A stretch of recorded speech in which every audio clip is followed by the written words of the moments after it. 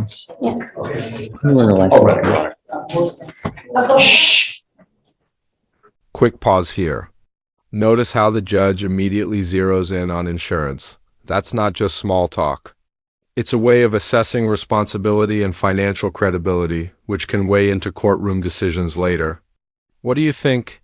Should financial standing play a role in how someone's treated in cases like this? Do you have liability insurance in your name? You have car insurance? Okay. What do you do for a living, man? I'm sorry. What do you do for a living? Operations expert. What does that mean? I work for Anthem Blue Shield. My position is operations expert. Whoa, did you catch that? The judge is basically saying, drive reckless again and poof, your license is gone, living in Houston without a car. That's like trying to run Netflix without WI Finna gonna work. Big stakes here. And how much money do you make a month? It varies. I am on FMLA right now, so I'm not working necessarily full time due to that. So how much money do you have coming in a month?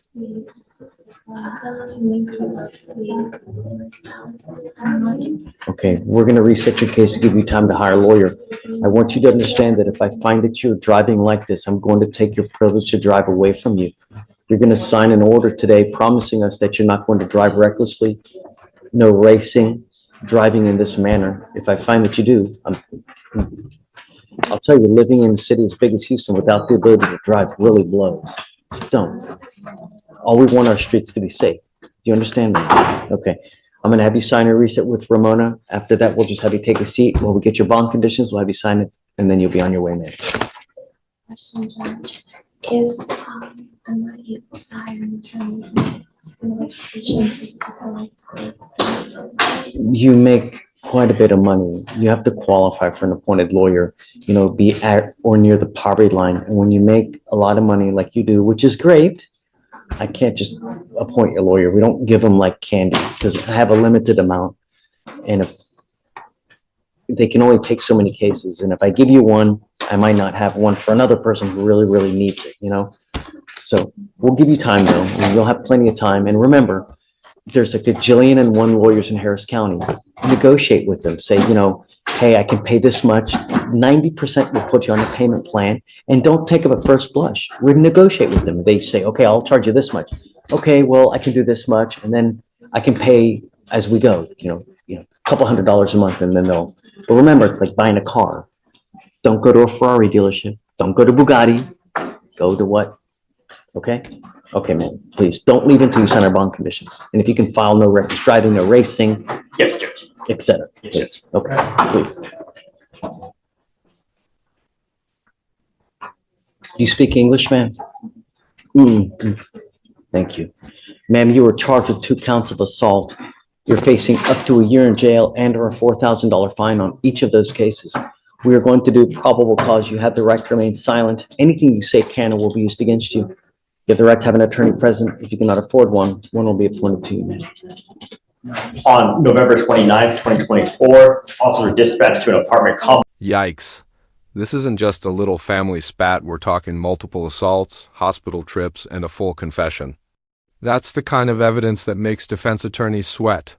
Question for you. If someone admits guilt right there on the spot, should the case still go through the full trial process, or is that wasting resources?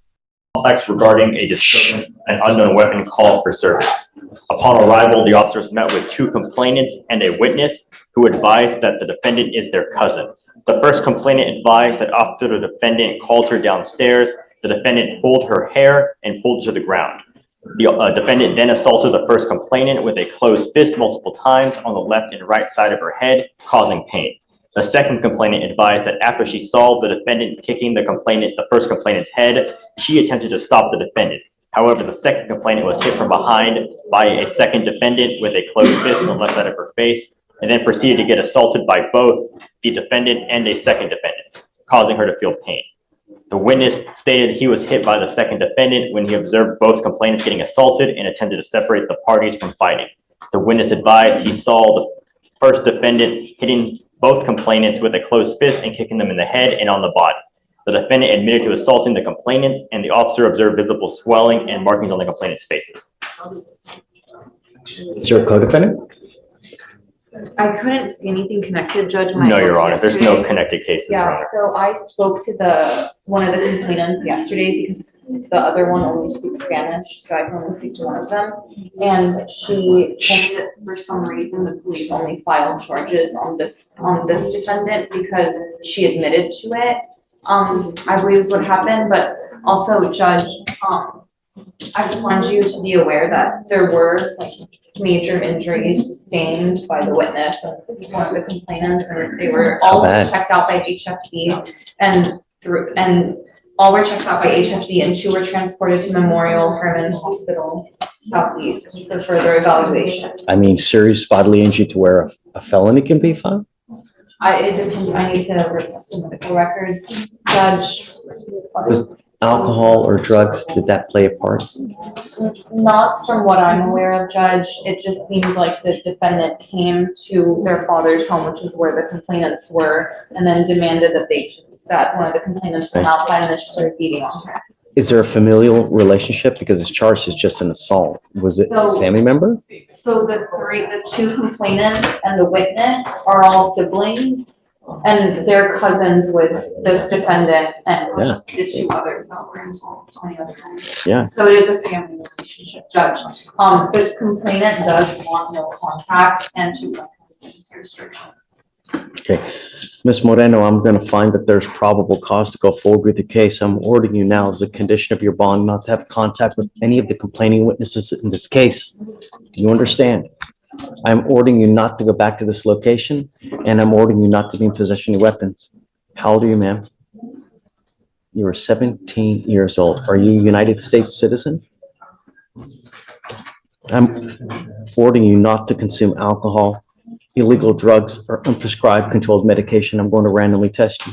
If I find that you're using, I'm telling you now, I'm going to put you in jail. If you don't have anyone to pony up 5 to 10,000, you're going to be stuck in jail. I don't want to have to do that, but I want you to understand that I'm going to protect my public at all costs. Do you understand?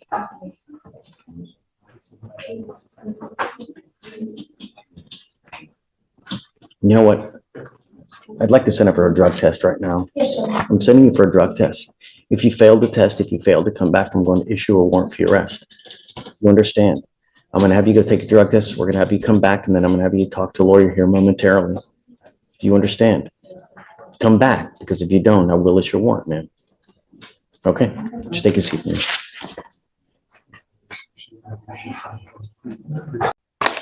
Good morning, Mr. Johnson. Sir, you're charged with criminal mischief. You're facing up to a year in jail and or a $4,000 fine. We're going to do probable cause. You have the right to remain silent. Anything you say can or will be used against you. You have the right to have an attorney present. If you cannot afford one, one will be appointed to you, sir. Yes, Judge. Officers were dispatched to a disturbance at a residence in Harris County, Texas. The complainant, the father of the defendant, told the officers that the defendant was being aggressive toward him and other guests because he was intoxicated. The complainant advised the defendant does not live at the house and was temporarily sleeping on the couch. The defendant began yelling at the officer and quickly approached him. The officer detained the defendant. In the living room, the officer observed damage to the wall and rug as well as broken dishes. The damage was approximately $800. Damage? I didn't hear. I'll check the damages. I see that he told the officer the defendant was being aggressive toward him and other guests, and the officer observed damage to the wall and rug. And let me. Wonderful. Who did that? There was I apologize. There was It's a okay. witness, I think it was the defendant's brother.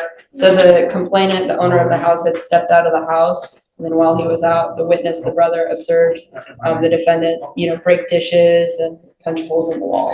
Okay, so you have a witness that puts him breaking the stuff. Yes, Judge. Okay, all right. Mr. Johnson, I'm going to find that there's probable cause to go forward with the case. I'm now ordering you as a condition of your bond not to consume alcohol, illegal drugs, or unprescribed controlled medication. I'm going to randomly test you. I want you to understand one thing and hear me clear, Mr. Johnson, that if I make your bond $5,000 to $10,000 because you violate conditions and you don't have anyone to pony up that kind of money, you will be stuck like Chuck until this thing is over with. So consider this when you're out there in the free world. Because if I find that you violate these conditions, you go back to this house, you start breaking more property, I'm gonna put you in custody and I'm gonna make your bond high. You understand? Sure. How old are you, sir? What do you do for a living? I'm a caretaker for my brother. My brother's legally blind, so caretaker for him. You earn money from the state for doing that. Sure. How much money do you earn money from the state? It's 900 a month. How much time does that take of your day to take care of? And how old is your brother? Brother is 33. Takes about 4 hours, 5 hours a day. A week? A day. 4, 5 hours a day. Yes, sir. Did you want to apply for a court-appointed lawyer, sir? Sure. Okay. I'm absolutely serious when I mean no drugs, no alcohol. I'm telling you now, I'm going to test you like crazy. And if I find that you're using, especially while you're getting paid by the state, if I find that you're using, it's not going to go well for you. Do you understand? Take note, because heed this warning, sir. All right, I'm going to have you, Stephen's going to give you an application. I'm going to have you sign a receipt with Victoria. We're going to have bond conditions created for you. You will sign for these conditions and then we'll find your lawyer, sir. Come on. Oh, wait. Sorry. You're not to have any contact with the complaining witness in this case. You're not to go back to this house. Do you understand? Sure. You're not to be in possession of any weapons as well. I will say, Judge, I did speak to the complainant, his father. He does want to continue to have contact. He said that the defendant has apologized and he's not letting him stay there anymore, but he would like to be able to have contact with him. You know, Mr. Johnson, there are people in this life that when they drink and when they use, they become very happy people and they're fun to hang around with. You know, they're the life of the party. They make jokes. They're great. And then there are those that when they consume, they develop horns. They are not nice. They start to be aggressive. They beat everybody up. If this is you, then don't use. Do you understand? Because if you cannot control yourself, because I'm going to tell you now, 90% of the people that we have, no self-control. And it gets worse when you start using. You understand? Sure. Okay. I will allow contact, but you're not having any threatening or harassing contact with the complaining witness in this case. Sure. What is threatening or harassing doesn't matter what you think. I could give a rat's ass what you think. It's how they perceive. So if I go look, it could be very well threatening or harassing. So if you go back home and we find that you start acting like this, I'm going to put you in custody. You understand? Say something. Sure. I don't want to talk about the case. I'm just giving you the expectation of how we are going to move forward. That's it. I just be nice. It's not hard. And if consuming makes you devilish, done. Got it? All right, come on.